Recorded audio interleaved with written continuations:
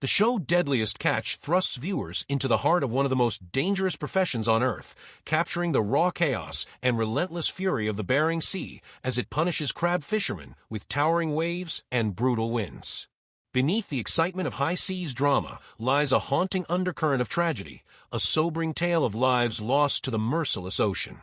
Each season is a reminder of the sea's unforgiving nature, and as the icy waters continue to claim lives, one must ask, how many more must be sacrificed before we fully grasp the gravity of the risks these fishermen face?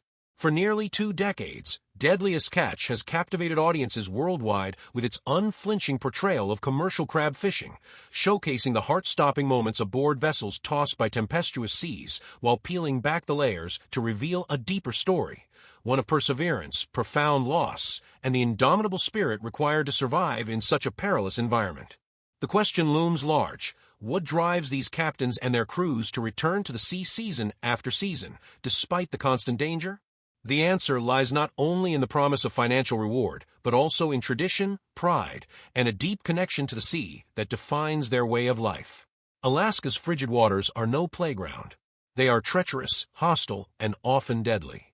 The fierce competition for crabs means that hundreds of boats head out, risking everything to haul in their share of the catch. The television series may focus on a few vessels, but the reality is far broader, with countless others also navigating these lethal waters, each with its own story of hardship and endurance.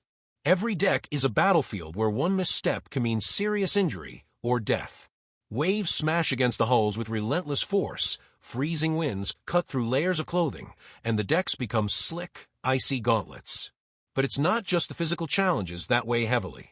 The emotional and psychological tolls are equally punishing. These men and women, driven by a mix of hope and necessity, are constantly tested, not just by nature, but by the ghosts of their own pasts. One of the most emotionally resonant stories in the series is that of Jake Anderson, a captain whose path to the wheelhouse has been paved with immense personal tragedy. Once homeless and battling substance abuse, Jake's struggles were already daunting before he was hit with even more sorrow.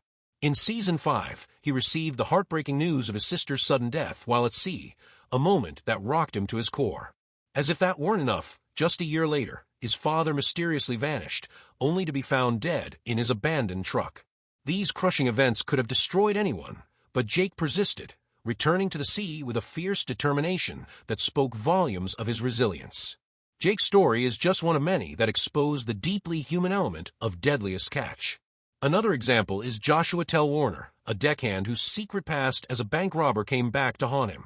Between 2007 and 2009, Warner had committed a string of bank thefts before joining the show. When authorities connected the dots and arrested him in 2010, his promising television career ended abruptly, and he was sentenced to nearly a decade in prison.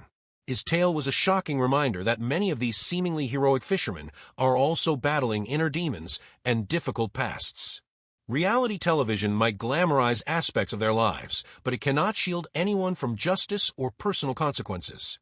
Then there's Captain Sig Hansen, one of the most iconic and enduring figures in the series. Born on April 28, 1966, in Seattle, Washington, Sig is a fourth-generation fisherman who inherited both a love for and an obligation to the sea from his Norwegian father. By age 24, he had become captain of the Northwestern, fulfilling a legacy that had been years in the making. Throughout the show's history, Sig has been portrayed as a pillar of strength and leadership, mentoring younger fishermen like Jake Anderson and ensuring that his family name remains synonymous with Alaskan fishing excellence. His daughter, Mandy Hansen, has since stepped into the family business, pushing through skepticism in the male-dominated industry and proving herself capable of surviving and thriving in one of the harshest professions on Earth. Despite his commanding presence, Sig has not been immune to personal and professional hardship. His on-screen heart attack was a jarring moment for fans and crew alike, exposing the very real physical dangers that come with a life spent battling the elements. His close friendship with Captain Phil Harris added another layer of emotion to his journey, and Phil's death was a deeply felt loss. During Season 6, Phil suffered a stroke, and in a raw and powerful moment, insisted that the cameras continue to roll as he fought for his life. He ultimately passed away just days later, leaving behind his sons Josh and Jake Harris and an audience devastated by his loss. Since then, Josh Harris has tried to uphold his father's legacy by captaining the Cornelia Marie, facing numerous personal and professional obstacles along the way. Jake Harris, on the other hand, has struggled more visibly, his battle with addiction playing out in and out of the public eye. His downward spiral, marked by run-ins with the law and attempts at recovery, serves as a harsh reminder of the mental health challenges many fishermen face after prolonged exposure to the stress and isolation of life at sea. The challenges faced by the crew members who filmed Deadliest Catch are no less daunting than those of the fishermen themselves.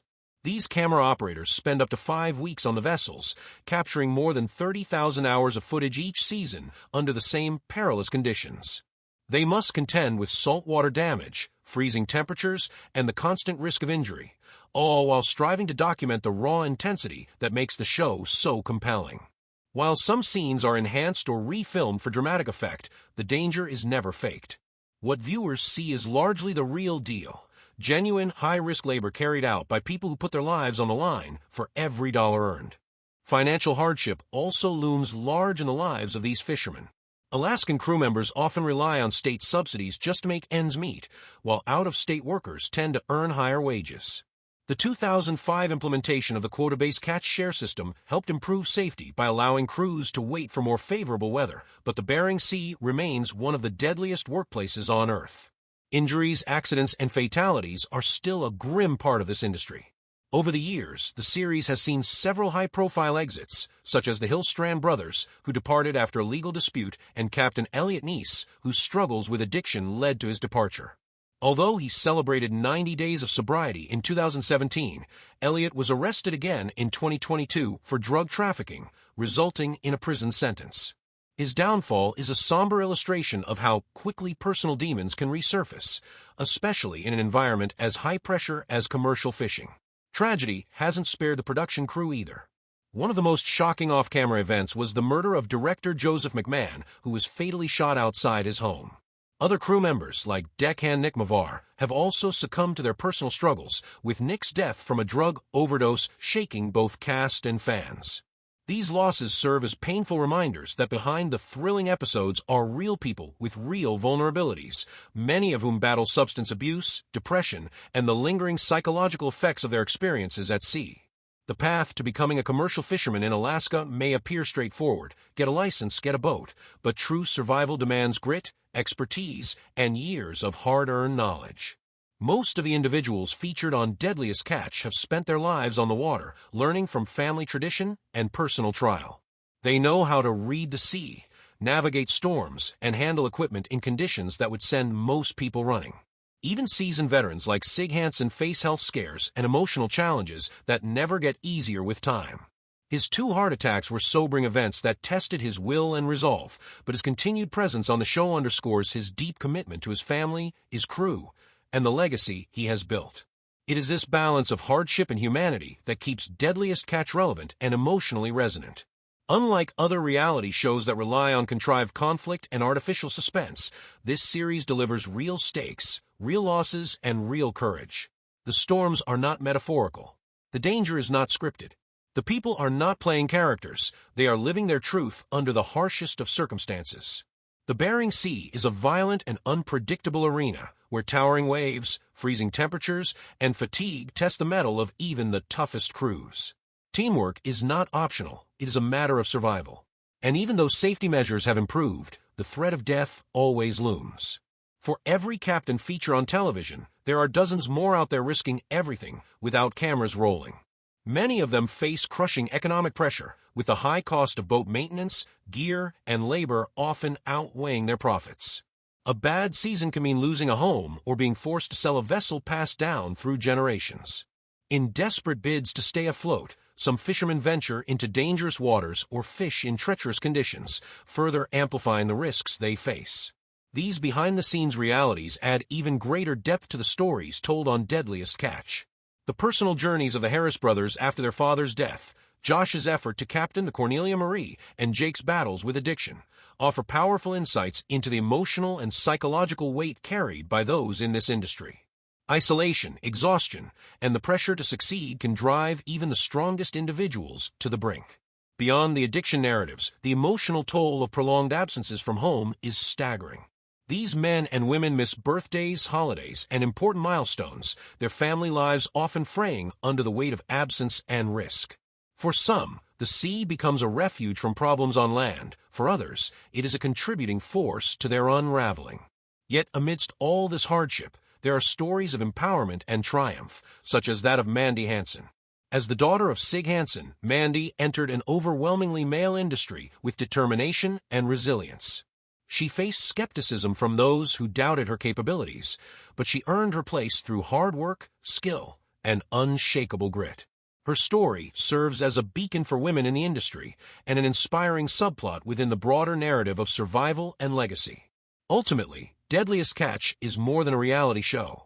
It is a visceral, unfiltered chronicle of the human spirit's capacity to endure.